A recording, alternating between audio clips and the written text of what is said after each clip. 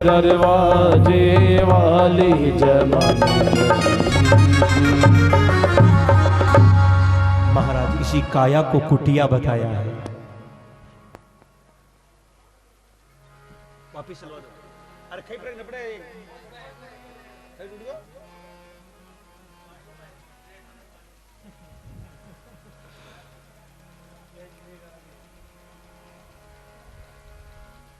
ये भी रोज परीक्षा ले रहे हैं, कितनी की लेंगे देंगे, लेने तो इनको।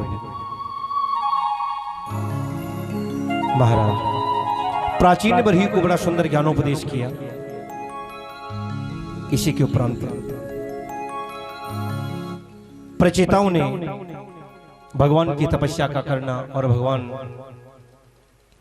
का वरदान देना, इसी के साथ राजर्षि परीक्षित ने प्रश्न किया, गुरुजी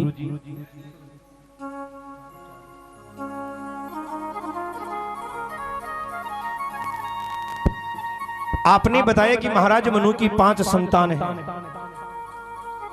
3 कन्या आकुति देवहूति प्रसूति, 2 बेटे उत्तानपाद और दूसरा बेटा कौन है? अभी उसकी तो बताई नहीं। उत्तानपाद की तो इतनी वंश परंपरा बता दी, लेकिन दूसरा बेटा तो भगवान सुखदेव कहते हैं महाराज मनु के 2 दूसरे बेटे थे, उनका नाम था प्रियव्रत। क्या नाम था? प्रियव्रत। और ध्यान दे के सुनना महाराज, यथो नाम ततो गुण, जैसा इनका नाम वैसा ही गुण। नाम है प्रियव्रत तो इनका व्रत भी प्रिय ही था। महाराज प्रियव्रत ने तपस्या की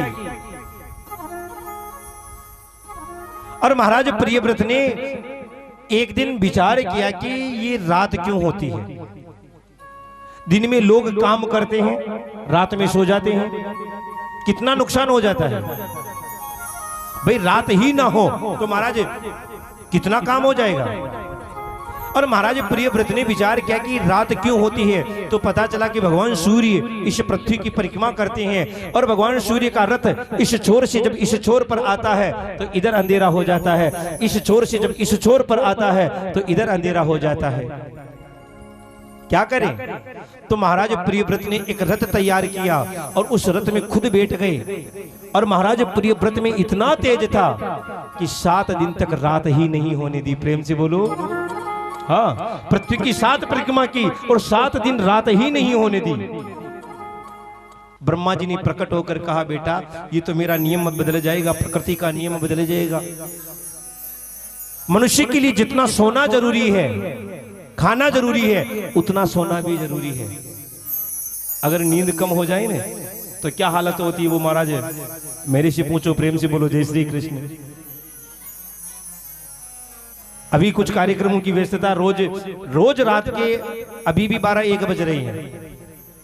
कल थोड़ा जल्दी फ्री हो गया था जब से कि भी चलो आज मेरे जब पूरे हो गए, कल 11 बजे जब से पूरा हो तो गया। लेकिन महाराज ये सोने दे तब ने, जाके कमरे में सोया तो लाइट चली गई। अब बाहर सोने की आदत है नहीं। 3:30 बजे तक वहीं पड़ा रहा, फिर 3:30 बाद थोड़ा हिम्मत करके बाहर आया और फिर आई नींद नहीं, फिर सुबह तो वापिस जगना ही था। प्रेम से बोलो जय श्री कृष्ण। हाँ, अभी अप्रैल वो कौन सी थी? 11 अप्रैल से मासा खेड़ा। अभी ठाकुर जी की कृपा से एक ऐसा योग बना कि महाराज 2 जगह कथा करना। एक दिन में 2 जगह, रात में 1 जगह, दिन में 1 जगह। दोनों गांवों के बीच में 75 किलोमीटर की एक बार की दूरी, 150 किलोमीटर आना जाना और खुद कोई गाड़ी चलाना, क्योंकि दूसरों पे ज्यादा विश्वास होता नहीं है गाड़ी पे, तो खुद गाड़ी ड्राइव करनी, वहां से कथा करके यहां आना, 6 घंटे की यहां कथा करना, फिर वहां जाके 6 घंटे कथा करना। 3 दिन में हालत ऐसी हो गई थी कि सामने वाले क्या पूछ रहे हैं, मैं क्या जवाब दे रहा हूं पता ही नहीं है। प्रेम से बोलो जय श्री कृष्ण। मनुष्य के लिए सोना उतना ही जरूरी है जितना भोजन। और महाराज प्रियव्रत ने जब रथ से 7 परिक्रमा की पृथ्वी की तो रथ के पहियों से 7 खड्डे पड़ गए और वही 7 समुद्र बन गए। और आपने देखा होगा कि रथ के बीच में 2 पहियों के बीच में खाली जगह रहती है और वो सुप्त दीपा पृथ्वी बन गई। महाराज प्रियव्रत के वंश में आगे चलकर एक राजा हुई जिनका नाम है आग्निद्र। क्या नाम है? आग्निद्र। और महाराज आग्निद्र के पुत्र हुए जिनका नाम है नाभि। ये भी बड़े धर्मात्मा राजा हुए। और महाराज नाभि के घर एक पुत्र हुए जिनका नाम है ऋषभ। ये भगवान नारायण के ही अंशावतार हैं। और भगवान ऋषभ के 100 पुत्र हुए। कितने बेटे हुए? 100। एक दिन भगवान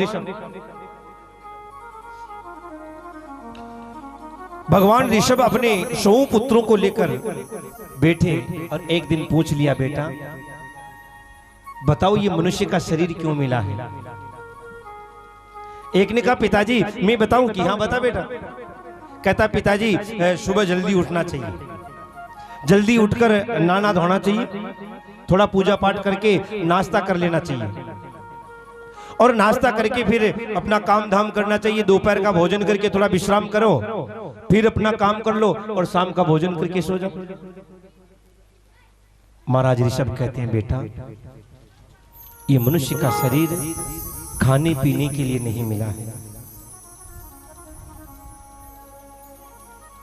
खाना पीना तो एक पशु का भी धर्म है। भगवान ऋषभ कहते हैं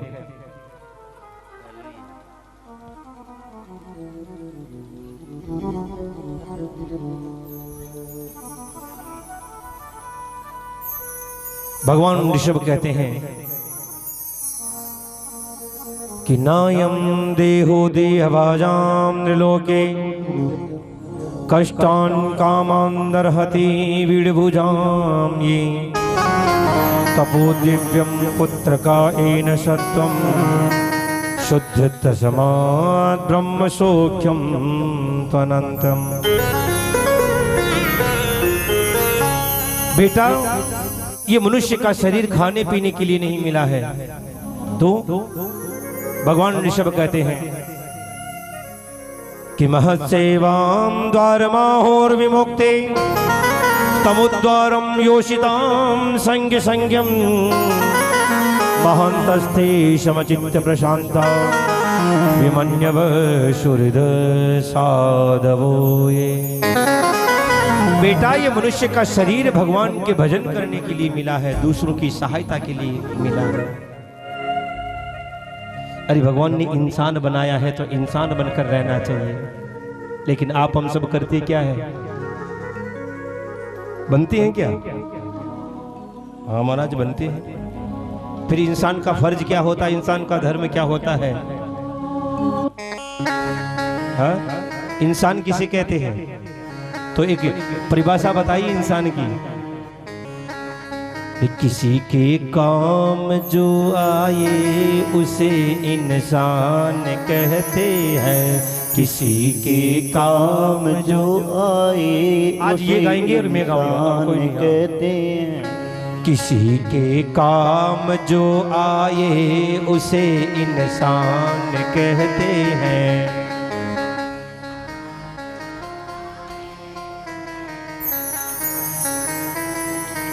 पराया दर्द अपनाए उसे इंसान कहते हैं।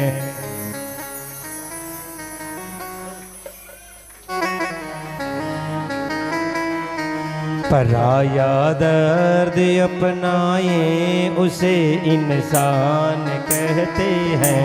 पराया दर्द अपनाए उसे इंसान कहते हैं। किसी के काम जो आए उसे इंसान कहते हैं। किसी के काम जो आए उसे इंसान कहते हैं।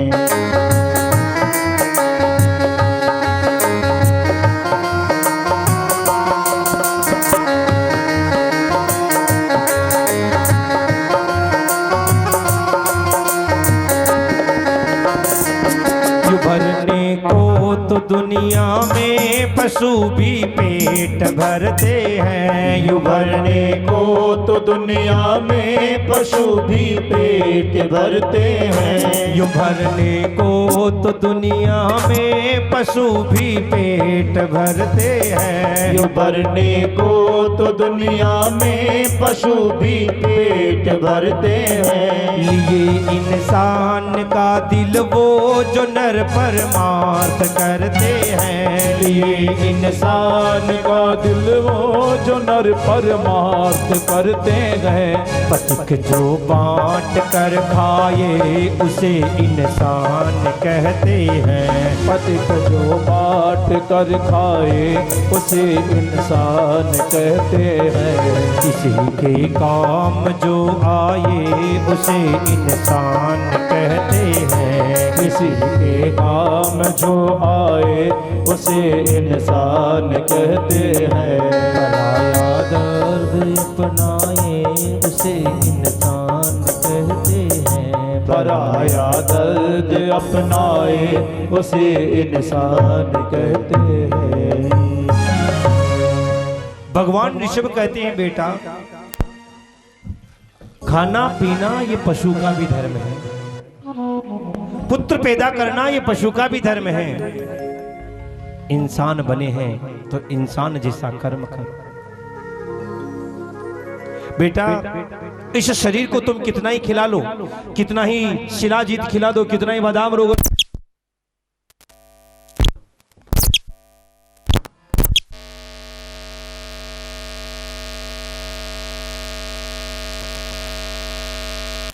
राधे राधे राधे।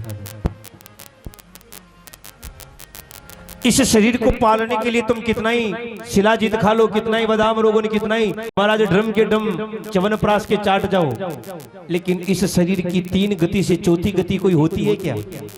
जला दिया तो 3 मुट्ठी राख बन जाएगा, जला दिया तो 3 मुट्ठी राख बन जाएगा, गाड़ दिया तो कीड़े बन जाएगा, और फेंक दिया तो जीव जंतु खाकर इसकी विष्ठा बना देंगे। इससे कोई और कोई गति होती है शरीर की? हाँ? महाराज एक संत है केशवदास जी, वो बड़ी सुंदर एक कविता कहते हैं। वो कहते हैं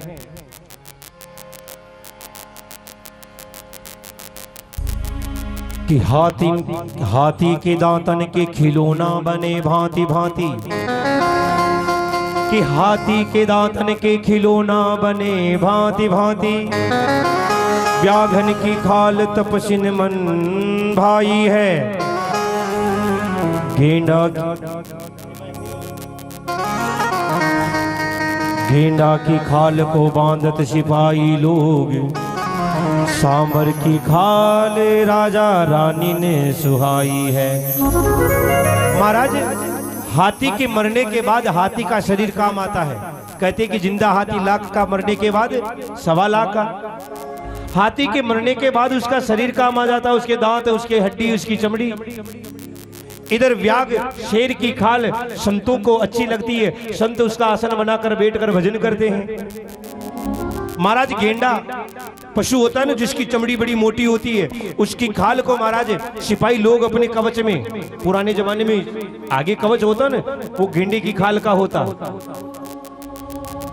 सांबर हिरण की खाल राजा रानी को अच्छी लगती है, वो लाकर अपने महल में उसको सजाते थे। कहा है कि गेंडा की खाल को बांधत सिपाही लोग, सांबर की खाल राजा रानी ने सुहाई है, भैंसे की खाल के जूते बने भांति भांति, बकरे की खाल थैला भर पानी लाई है। महाराज भैंसे की खाल के जूते बन जाते हैं, बकरे की खाल पानी भरने के पुराने जमाने में, आप बुजुर्ग जानते हैं, आप हमारे उधर उसको दीवड़ा कहते थे, आपके इधर क्या कहते हैं उसको? दीवड़ा ही कहते हैं ना। चमड़े का दीवड़ा होता था जिसमें पानी भरकर लोग पिया करते थे, ये बकरी की खाल का बनता था। लेकिन संत कह रहे हैं क्या कि कवि कहे केशवदास, कि कवि कहे केशवदास राम भजन बिना, ये मानुष की खाल कछु काम न आई है। बताओ मरने के बाद इस मनुष्य के शरीर का कुछ होता है क्या, कुछ काम आता है क्या? बिना राम के भजन के ये मनुष्य का शरीर किसी काम का नहीं। प्रेम से बोलो, थोड़ा जोर से बोल लो ने। और महाराज यहाँ भरत जी महाराज ने, ऋषभ भगवान ने अपने बड़े पुत्र, इनके सबसे बड़े पुत्र का नाम था भरत, और भरत को राज गद्दी पर बिठाया और वन में चले गए भजन करने के लिए। और भरत जी महाराज ने प्रजा को पुत्र की तरह पालन किया। और जब 50 वर्ष की उम्र पूरी हो गई तो महाराज भरत जी भी घर छोड़कर भजन करने के लिए चले गए। और ध्यान देके सुनिएगा, ये ऋषभ भगवान जो है ना, इन्हीं को जैन संप्रदाय ने अपना प्रथम तीर्थंकर माना है। इनके प्रथम तीर्थंकर ऋषभ भगवान को मानते हैं। ये अपने भगवान ऋषभ ही उनके प्रथम तीर्थंकर बने। बोली ऋषभ देव भगवान की जय हो। और महाराज भरत जी ने इस प्रजा को पुत्र की तरह पालन किया। इनके विश्व रूप की कन्या पंचजनी के साथ भरत जी का विवाह हुआ। पंचजनी से सुमित, राष्ट्र, भृत, सुदर्शन, आवरण, धूम्रकेतु इत्यादि 5 पुत्र हुए। और 50 वर्ष की उम्र के बाद भरत जी महाराज भी अपने बड़े पुत्र को राज्य गद्दी पर बिठाया और वन में चले गए। ये प्राचीन समय की परंपरा थी। मनुष्य की 100 वर्ष की आयु होती ने, उसको 4 भागों में बांट रखा था। पहले 1 वर्ष से 25 वर्ष तक ब्रह्मचर्य, 25 से 50 तक गृहस्थ, 50 के बाद वानप्रस्थ और 75 के बाद सन्यास। इसीलिए शायद अपने बुजुर्गों ने, पूर्वजों ने गिनती में 50 के बाद क्या बना दिया, 51। अब तू चला जा वन, लेकिन ये कहता 52, ये कहता महाराज जैसे ही 60 होता है और फिर क्या आती है 61। और 60 किसको कहते हैं? हिंदी का शब्द है 60। किसे कहते हैं 60? मूर्ख को। 60 मूर्ख को कहते हैं। अरे मूर्ख अब तो समझे, लेकिन ये कहता फिर महाराज 60 के बाद 70 के बाद आता है 71 कि अब तो तर है, लेकिन ये कहता नहीं हम तो यहीं फंसे रहेंगे। प्रेम से बोलो जय श्री कृष्ण। हाँ, एक बार क्या था, किसी गांव में कोई भगत था, तो किसी संत को गुरु बना लिया। तो गुरुजी साल 2 साल में अपने चेलों को संभालने आते थे। एक दिन चेले ने कहा गुरुजी कोई ऐसी कृपा हो, अब तो बस भगवान के दर्शन हो जाएं, भगवान के धाम को चला जाए। बार बार यही बात कही तो एक दिन गुरुजी ने सोच लिया कि आज इसको बोलने का मौका नहीं देना। और जैसे ही गुरुजी आए, भगत ने नहीं कहा, पहले ही गुरुजी ने कह दिया बेटा वो भगवान के वहां से मेरे पास समाचार आए थे, उन्होंने कहा तू किसी को भेजना चाहो तो भेज दो, तो मेरा मन है मैं तुझे भेज दूं। भगत ने कहा हाँ गुरुजी जाने को तो जाना ही, लेकिन अभी कैसे जाऊं? क्यों? हमारा 4 बेटे हैं ने, जिनमें 3 को तो उलझा दिया, चौथे को और उलझाना बाकी है। उलझाना इसे बोलते हैं। अरे भाई सुलझाने का काम करते कि उलझाने का? महाराज मैं नहीं सुलझा तो उनको क्यों सुलझा रहे? दो प्रेम से बोलो जय श्री कृष्ण। महाराज 3 साल बाद गुरुजी आए तो बेटे की शादी हो गई। गुरुजी ने कहा बेटा अब जाना है। चेली ने कहा गुरुजी जाना तो है, लेकिन मेरा मन है कि मरते जीवते एक बार पोते का मुंह देख लूं, पोता तो देख जाऊं। 4 साल बाद गुरुजी पधारे तो घर में पोता भी हो गया। भगत अब जाना है? गुरुजी जाना तो था, लेकिन क्या है कि ये पोता छोटा है ने, तो घर वाले काम करने खेत पर जाते हैं। अब मैं कोई काम धाम तो कर नहीं सकता ने, तो ये मेरी खटिया पोल में पड़ी है, तो कम से कम पोते को रख लेता हूं, तो एक आदमी का काम ज्यादा हो जाता, वरना मैं ना रखूं तो फिर दूसरे को रखना पड़ेगा, एक आदमी को घर रुकना पड़ेगा। नहीं, थोड़ा ही पोता बड़ा हो जाए, समझदार हो जाए, फिर चलेंगे। 4 साल बाद गुरुजी आए तो पोता 5 साल का हो गया, अब तो खुद समझदार हो गया, पढ़ने जाने लगे। गुरुजी ने कहा अब चलना है? चेले ने कहा चलना तो था, लेकिन गुरुजी क्या है कि अभी बच्चे समझदार नहीं हुए, पूरे दिन काम करके आते हैं खेत से, थक कर सो जाते हैं। महाराज घोड़ी बेच कर सोते हैं। अब मैं कोई काम धाम करता नहीं, पूरी रात पोल में पड़ा पड़ा खुल्ल खुल्ल करता रहता हूँ, तो चोर चकार का डर नहीं रहता, कोई सोचते कि झगड़ा है, तो कम से कम घर की रखवाली हो जाती है। अच्छा ठीक है। 4 साल बाद गुरुजी आए, जितने में भगत पहले ही पधार गया। गुरुजी ने कहा कहाँ गए? अरे गुरुजी पिताजी तो 2 साल पहले चले गई। आपको सूचना नहीं मिली क्या? नहीं नहीं, कोई सूचना नहीं मिली। अच्छा अच्छा। शाम को गुरुजी और उनके भगत के चेले बेटे थे, चेले के बेटे थे, तो देखा कि कुत्ता आया, रसोई के पास जाने लगा। गुरुजी ने कहा ये कुत्ता। चेले के बेटों ने कहा महाराज ये कुत्ता कोई साधारण कुत्ता नहीं है, ये अगले जन्म में हमारा बाप ही होगा सर। हाँ महाराज, रसोई के किवाड़ खोले रह जाए, मजाल है कि ये अंदर चला जाए। पूरा रोटी का जो टिफिन है इसके सामने रख दो, मुंह नहीं लगाता, जो रोटी इसको डालती है वही खाता है। और देखो रात में हमारे घर में कोई पैर तो दे दो। गुरुजी ने आंख बंद करके ध्यान लगा के देखा तो वास्तव में वही भगत। गुरुजी ने मौका देखकर भगत को कहा चलना है? कहा महाराज चलना तो है, लेकिन क्या मैंने पहले कहा था ना, ये समझदार नहीं हुई, रात को घोड़े बेचकर सोते, कोई चोर चकार आ जाए तो मैं भौंक देता हूं तो जग जाते हैं, तो चोरी बच जाती है, बाद में चलूंगा ने। 3 साल बाद गुरुजी आए, गुरुजी ने आकर पूछा रे तुम्हारा वो कुत्ता? चेले के बेटों ने कहा महाराज अच्छे लोगों को ज्यादा उम्र कहाँ है, कुत्ता अच्छा था तो मर गया बेचारा। शाम को गुरुजी चेले के बेटे खेत पर घूमने गए तो देखा कि एक गोबर का कीड़ा गोबर की गोलियां बना बना कर गोबर में वो खेत में लुढ़का रहा था। गुरुजी ने ध्यान लगाकर देखा तो वही भगत। गुरुजी ने मौका देखकर पूछा भगत चलना है? भगत ने कहा महाराज मेरे ही क्यों पीछे पड़ी हो, दुनिया में और भी तो लोग हैं, उनको ले जाओ ना, मुझे यहाँ काम करने दो ना। आजकल पुराने जमाने में मैं जब था तो 20-20 गाय भैंस रखता तो महाराज गोबर डलता था खेत में तो खाद हो जाता। आजकल ये बच्चे आलसी हो गए, गाय भैंस रखते नहीं है, खाद नहीं डलता, तो मैं गोबर की गोलियां बना बना के डालता तो हूँ एक आदमी। यही हालत है अपनी। जो उम्र जाती है उतनी लोभ में और ज्यादा फंसते रहते हैं। जगत गुरु शंकराचार्य जी कहते हैं कि अंगम गलितम पलितम मुंडम दशन विहीनम जातम तुंडम वृद्धो याति गृहीत्वा दंडम तदपि न मुंचम आशा पिंडम भज गोविंदम भज गोविंदम भज गोविंदम मूढ़मते।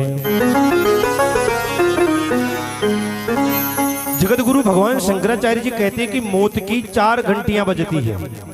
मौत आने से पहले अपने 4 बार समाचार भेजती, मैं आ रही हूं। कौन कौन से समाचार? तो पहला समाचार कि अंगम गलितम, हाथ पैर कम काम करने लगे। पहले पूरे दिन खेत में काम करते थकते नहीं, अब 2 घंटे काम करने में थक जाते तो समझ लो मौत की पहली घंटी बज गई। लेकिन ये जीव कहता अच्छा मैं कोई आपसे पीछे थोड़ी हूं। महाराज 3-4 किलो च्यवनप्राश लाएगा बढ़िया गोल्ड वाला और खा के फिर वापस बूढ़ी से जवान हो जाएगा। भगवान कहते कोई बात नहीं, तेरी मौत की दूसरी घंटी बजा देते हैं। और मौत की दूसरी घंटी बजती है पालितम मुंडम, सिर के बाल सफेद होने लग जाते हैं। फिर भी ये जीव कहता हमसे आपसे थोड़ी पीछे हूं। और महाराज बढ़िया गार्नियर और वो न जाने कौन कौन से आते हैं ना, बढ़िया लगाकर नेचुरल काले बना ले, कहेगा लो करो बात। भगवान कहेंगे ठीक है, मौत की तीसरी घंटी बजा देते हैं। मौत की तीसरी घंटी बजती है दशन विहीनम जातम तुंडम, महाराज दांत गिरने लग जाते हैं, ये मौत की तीसरी घंटी है। जीव कहता अब भी तो मैं तुम्हारे से पीछे थोड़ी हूं। और बढ़िया डॉक्टर के पास जाएंगे और बढ़िया मजबूत बतीसी बंधाकर फिर महाराज उसे चनेचा बजाएंगे। भगवान कहेंगे ठीक है, अब मौत की 4थी घंटी भी बजा देते हैं। और मौत की 4थी घंटी बजती है वृद्धो याति घृत्वा दंडम, कमर 3 जगह से टेढ़ी हो जाती है, हाथ में डंडा आ जाता है। अब तो समझ लेना चाहिए कि मौत की 4थी घंटी है। लेकिन फिर भी महाराज जितना बुढ़ापा आता है हाथ में डंडा आ जाता है, लेकिन ये तृष्णा के पिंड को नहीं छोड़ता है। फिर महाराज मौत की चौथी घंटी के बाद फिर घंटी थोड़ी बजती, फिर तो सीधा घंटा ही बजता है।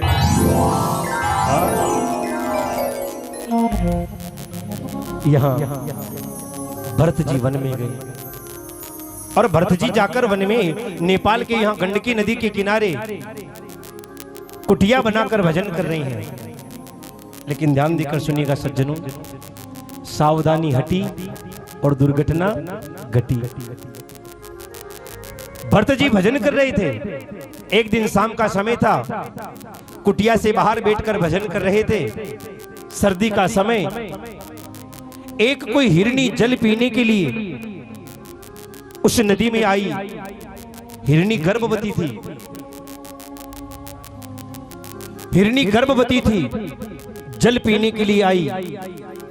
जैसे ही हिरनी जल पीने लगी, इधर से किसी सिंह ने, शेर ने दहाड़ मार दी। और जैसे ही शेर ने दहाड़ मारी, हिरनी डर गई, आव देखा न ताव, और नदी में छलांग लगा दी। और जैसे ही हिरनी ने नदी में छलांग लगाई, उसी समय उस हिरनी के प्रसव की पीड़ा प्रारंभ हो गई। और हिरनी झटपटाकर जैसे परली पार जाने का मन बनाया, लेकिन हिरनी का प्रसव गर्भ नदी के भीतर ही हो गया। महाराज हिरनी तो जैसे तैसे परली पार चली गई, लेकिन हिरनी का बच्चा उस नदी के जल के भीतर बहता बहता जा रहा है। भरत जी महाराज बैठे बैठे विचार कर रहे हैं कि क्या करूं। अगर मैं हिरनी के बच्चे को बचाने जाऊं तो महाराज मेरी माला जो है वो अधूरी रह जाएगी, बीच में छूट जाएगी। लेकिन भरत जी ने विचार किया कि अगर माला को पूरी करने बैठा रह गया तो महाराज क्या हिरणी के बच्चे को बचा पाऊंगा? अरे अगर मैं माला अधूरी छोड़ के गया और हिरण के बच्चे को बचाया तो माला तो फिर भी पूरी कर लूंगा, लेकिन माला पूरी करने बैठा रह गया तो हिरण के बच्चे को कैसे बचाऊंगा?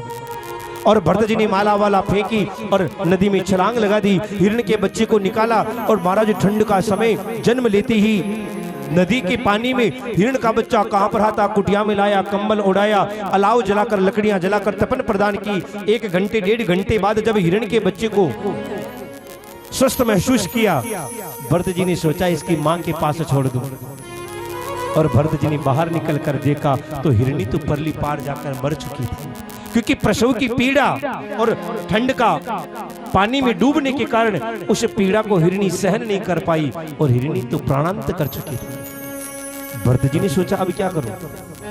अब अगर मैं इस हिरण के बच्चे को छोड़ देता हूं फिर मेरे बचाने का मतलब क्या है?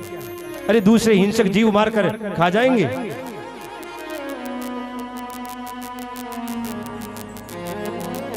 सोचा एक काम करता हूँ, 1-2 महीने मेरे पास रख लेता हूँ, ये अपने पैरों से चलने फिरने दौड़ने लग जाएगा, फिर छोड़ दूंगा। और महाराज जो भरत जी रोज 100 माला करते, हिरण के बच्चे को पालने में लग गए। रात को 3 बार 4 बार जग जग कर देखते हैं, अरे कंबल तो नहीं हटा दिया, ठंडी तो नहीं मर रहा है। अब तो हिरण के बच्चे के लिए दूध की व्यवस्था करना, क्योंकि खिलाना भी तो है। अब हिरण का बच्चा बड़ा हुआ, पैरों से चलने लगा। अब महाराज भरत जी जो रोज 100 माला जपते, हिरण का बच्चे के ख्याल रखने में रात को उठ उठ कर उसे उड़ाने में 25 माला कम हो गई। इधर महाराज हिरण का बच्चा बड़ा हुआ, अपने पैरों से चलने लगा। जैसे ही भरत जी माला लेकर बैठते, हिरण का बच्चा आता और पीछे से अपनी जीभ से भरत जी की पीठ को चाटता। और जैसे ही वो हिरण का बच्चा भरत जी की पीठ को चाटता, भरत जी महाराज माला वाला भूल जाते, हिरण के बच्चे को गोद में लेकर घंटों तक प्यार करते रहते, दुलार करते रहते। अरे इसकी माँ भी मैं हूँ, इसका पिता भी मैं हूँ, मेरे बिना इसका है ही कौन? और घंटों बीत जाते हिरण के बच्चे का दुलार करने में। महाराज भरत जी की 25 माला और कम हो गई। हाँ, इधर अब तो हिरण का बच्चा बड़ा हो गया ना, तो दूध से पेट नहीं भरता, उसके लिए हरी हरी दूब चाहिए। भरत जी जंगल में जाते और हरी हरी दूब खोद कर लाते। महाराज 25 माला का समय उधर और जाने लग गया, 100 मालाओं में से 25 माला ही रह गई। इधर एक दिन की बात है, भरत जी जंगल में हिरण के बच्चे के लिए भोजन की व्यवस्था करने गए और इधर से कोई हिरणों का झुंड आया और वो हिरणों के झुंड को हिरण ने के बच्चे ने देखा। मन में विचार किया, अरे मेरी बिरादरी के लोग तो ये हैं, मैं कहा था। और आश्रम की दीवार फांद कर हिरण का बच्चा उन हिरणों के झुंड में मिल गया और चला गया। भरत जी महाराज अपने आश्रम में आए हिरण के बच्चे को नहीं देखा, बड़ी दुखी हो गई। हा हिरण करते हुए दौड़ रही हैं। और हिरण के बच्चे में भरत जी का इतना मोह हो गया, इतना मोह हो गया कि महाराज अपने शरीर का भान नहीं रहा, भोजन पानी खाना पीना छोड़ दिया और ढूंढते फिर रही हैं, हा हिरण करते फिर रही हैं। और एक क्षण ऐसा आया कि महाराज भरत जी के शरीर का प्राणांत हो गया। और शास्त्र कहते हैं अंते मति सा गति, मरते समय जिसको ज्यादा याद करेंगे अगले जन्म में वही बनना पड़ेगा। बेटी को ज्यादा याद किया तो पोता बनना पड़ेगा, और पोती को ज्यादा याद किया तो परपोता बनना पड़ेगा। भरत जी महाराज मरते समय हिरण के बच्चे को याद किया, इसलिए अगले जन्म में उनको हिरण बनना पड़ा। लेकिन पूर्व जन्म की स्मृति थी ना, याद थी कि मैंने हिरण के बच्चे में मोह किया, इसलिए हिरण बना। हिरण हरी हरी घास के पीछे भगते हैं, लेकिन ये भरत जी कहीं नहीं जाते, सूखी फूसी घास थोड़ा सा खा लिया। महाराज अब जीने के लिए खाना है, खाने के लिए नहीं जीना है। जो कुछ मिलता खाया, तीन पैरों पर खड़े रहते और भगवान का भजन करते रहते। एक दिन बांसों की रगड़न से जंगल में आग लग गई। बांस रगड़ने से आग लग जाती है। आग लग गई, धू धू करके जंगल जलता हुआ आ रहा है। जंगल के जीव भग रहे हैं, लेकिन भरत जी कहीं नहीं जा रहे हैं। जहां खड़े वहीं मस्तिष्क से खड़े हैं। मन में विचार कर रहे हैं कि अगर भगवान मुझे मारना चाहते हैं, मैं कितना ही दौड़ लूं, बच पाऊंगा क्या? अरे भगवान मारना चाहे तो कोई बच सकता है क्या? और अगर भगवान बचाना चाहते हैं तो दुनिया की कोई ताकत मार सकती है क्या? भरत जी वहीं खड़े। आग में हिरण का देह जलकर भस्म हो गया। और अगले जन्म में भरत जी का जन्म हुआ एक ब्राह्मण के घर, आंगिरस गोत्र ब्राह्मण के घर जन्म हुआ। इनके 4 बड़े भाई, 5वें भरत जी। जैसे ही भरत जी का जन्म हुआ, पिताजी ने कुंडली बनाई। कुंडली देखकर मन में विचार किया, आहा मेरा बेटा बड़ा विद्वान होगा। भरत जी धीरे धीरे बड़े हो रही हैं। 4, 4.5, 5 साल के भरत जी हुई तो पिताजी ने सोचा इसको अब इसका जनेऊ होना है तो गायत्री मंत्र दिया जाए। और महाराज भरत जी के पिताजी ने इन्हें गायत्री मंत्र याद करवाया। गायत्री मंत्र में 24 अक्षर हैं। 24 अक्षर के गायत्री मंत्र को भरत जी महाराज ने 24 मिनट नहीं, 24 घंटे नहीं, 24 दिन नहीं, 24 महीने में भी याद नहीं किया। अरे इनको क्या याद करना, इनको तो सब याद करे कराया था। लेकिन भरत जी ने सोचा कि अगर आज मैंने गायत्री मंत्र याद कर लिया तो कल पिताजी मां मूर्ति जी का मंत्र सिखाएंगे, परसों ग्रह शांति सिखाएंगे, फिर महाराज विवाह पद्धति सिखाएंगे और कहेंगे बेटा जजमान के यहाँ शादी है तो फेरे पड़वा, जजमान के यहाँ ग्रह शांति है तो ग्रह शांति करवा। अरे जिस बखेड़े में नहीं पढ़ना फिर भी उसमें फंस जाऊंगा, इसलिए भरत जी ने कोई याद ही नहीं किया।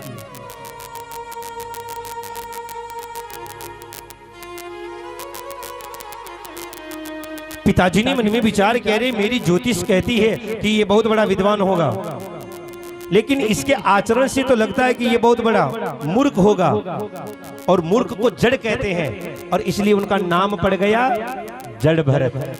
बोलिए जड़ भरत जी महाराज की जय हो। और हमने की सुनिएगा सज्जनों, अपने इस राष्ट्र में, अपने इस देश में 3 राम हुए थे। थोड़ा अंदर की बात बता रहा हूं। अपने इस राष्ट्र में 3 राम हुए। पहले परशुराम, दूसरे मर्यादा पुरुषोत्तम भगवान श्री राम, और तीसरे भगवान श्री कृष्ण के बड़े भाई बलराम। अपने राष्ट्र में, अपने इस देश में 3 राम हुए और 3 ही भरत हुए। भरत भी 3 ही हुए। सबसे पहले ये ऋषभ नंदन भरत, दूसरे केकई नंदन भरत, तीसरे दुष्यंत नंदन शकुंतला नंदन भरत। ये सूर्यवंश में हुए थे। 3 राम हुए और 3 भरत हुए, लेकिन तीनों भरत इतने प्रतापी हुए कि अपने इस राष्ट्र का नाम ही क्या पड़ गया? भारत। इन भरत के कारण अपने इस राष्ट्र का नाम भारतवर्ष हो गया। और आजकल के समझदार लोगों ने क्या बना दिया?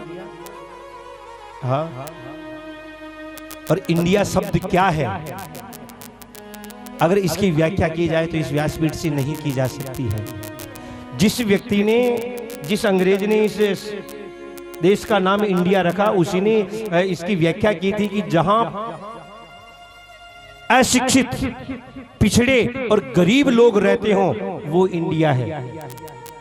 इस शब्द की व्याख्या ये है।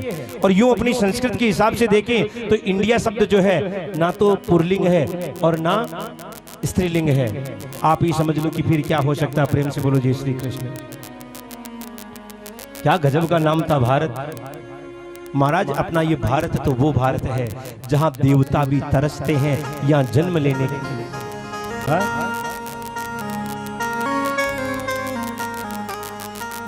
महाराज इस भारत भूमि में भगवान के सारे अवतार अपने इस भारत भूमि पर हुए। कहते हैं ने कि चंदन है इस देश की माटी, हाँ, तपोभूमि हर ग्राम है, हर नारी देवी की प्रतिमा, बचा बचा राम।